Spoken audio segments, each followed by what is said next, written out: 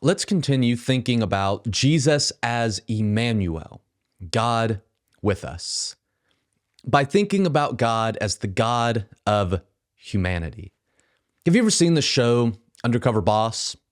If you have, then you know it's one of those shows where the owner or the CEO of typically some big company goes undercover as one of the lower level employees. And the purpose of this is for that owner or CEO to get to know some of the employees, to understand their work conditions, what they do, what is expected of them on a daily basis. And ultimately, I think the purpose is them to be able to empathize with their employees' daily lives, their experiences, and their struggles. And the result of pretty much every single episode is some kind of change. After experiencing the working conditions, for example, the owner realizes how bad they are and changes those conditions. The owner meets an employee who is excellent at their job, but for whatever reason has been overlooked, and so they give that employee a promotion. The CEO meets an employee who has been struggling and so gives them a raise. And I think what these episodes of Undercover Boss illustrate to us is the importance of empathy. Empathy is generally defined as placing yourself in someone else's shoes. And so by literally placing themselves in their employees' shoes, the owner or CEOs of Undercover Boss can better understand their employees' needs and provide for those needs. And God did something quite similar when he decided to come and dwell with us in the human being Immanuel, Jesus of Nazareth. By coming to earth, much like those bosses on Undercover Boss, God literally put himself in our shoes. God came and lived in the middle of our broken world, a world that is impacted by things like sin and evil and poverty and health problems.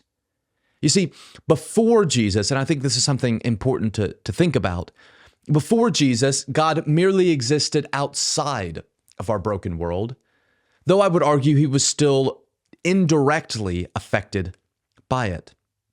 God existed outside our world in that God was not directly impacted by sin. God didn't live in poverty. God never got the flu and so on. However, like I said, I would argue that God was still indirectly impacted by our world. Think about a couple of examples with me. When God chose to interact with our world, which operates based upon linear time. I know there's different theories of time, but seems to operate based upon linear time. One event leads to another event that leads to another event. When God chooses to engage in this world that operates based upon linear time, God has to enter into time. If he wants to do something in 30 years, he can't do it now. He has to wait 30 years. When God chose to covenant with human beings, such as Noah, when he promised him he would never flood the earth again, or Abraham, when he said that his descendants would become this great nation and bless the entire world. As a good God, he must fulfill those promises.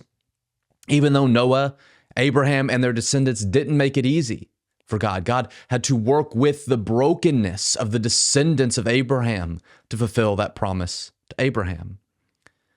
I would also argue that God was affected by human pain. A parent might allow their child to make their own decisions and reap the consequences of those decisions. A child touches a hot stove and burns their hand, or falls off their bike after taking off the training wheels and scrapes their knee, and they learn from those mistakes.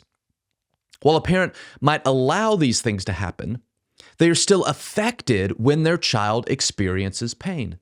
Since a parent loves their child, they feel a little pain when their child is in pain, though they are not the actual one who burned their hand or scraped their knee. Something similar goes on with God. God has given humanity free will to make our own decisions and to reap the consequences of those decisions. However, as our Heavenly Father, who loves us, he hates to see us in pain. Though God is not the one experiencing the pain, he still feels a certain amount of pain seeing his creation suffer. However, when God became incarnate in Jesus of Nazareth, all that changed. He willingly placed himself in our shoes, right in the middle of the muck and mire of our broken world. He became like us in every way, pain, suffering, and temptation included. In Hebrews chapter 4, verses 14 and 15, it says, "Therefore, since we have a great high priest who has ascended into heaven, Jesus, the Son of God, let us hold firmly to the faith we profess. For we do not have a high priest who is unable to empathize with our weaknesses, but we have one who has been tempted in every way, just as we are, yet he did not sin."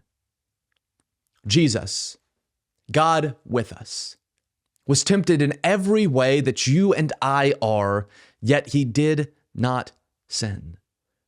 Think for just a moment about the worst thing you have ever been tempted to do. Not necessarily the worst thing that you have ever done, though they may be the same, but simply the worst thing you've ever been tempted to do. Now think for a moment about the worst thing you think anyone could ever be tempted to do.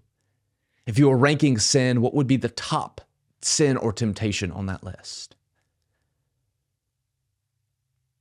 According to the Hebrew author, Jesus has been there. He has been tempted in every way as you have, yet he did not sin.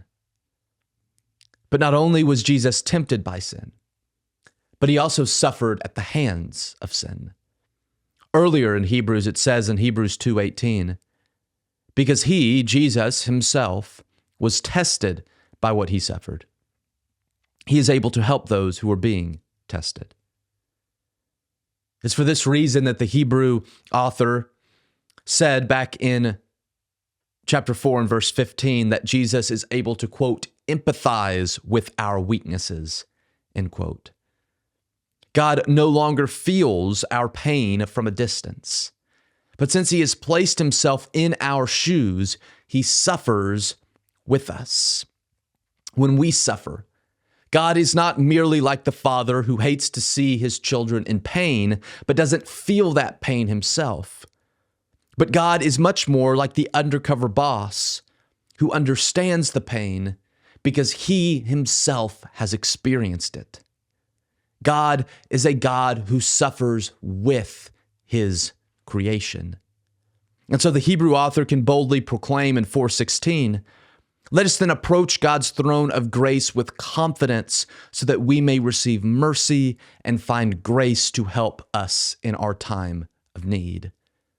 He says that we can confidently come to God with our struggles and problems and temptations, because God is not some big, mean, grouchy God who is indifferent to our struggles or who doesn't fully understand them, but he is a God who fully understands them because he has literally been in our shoes.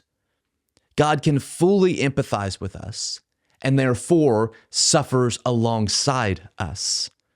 We can confidently come to God for mercy and grace to forgive us when we fall victim to temptation and to help us to overcome our struggles and temptations because God knows firsthand how difficult it is.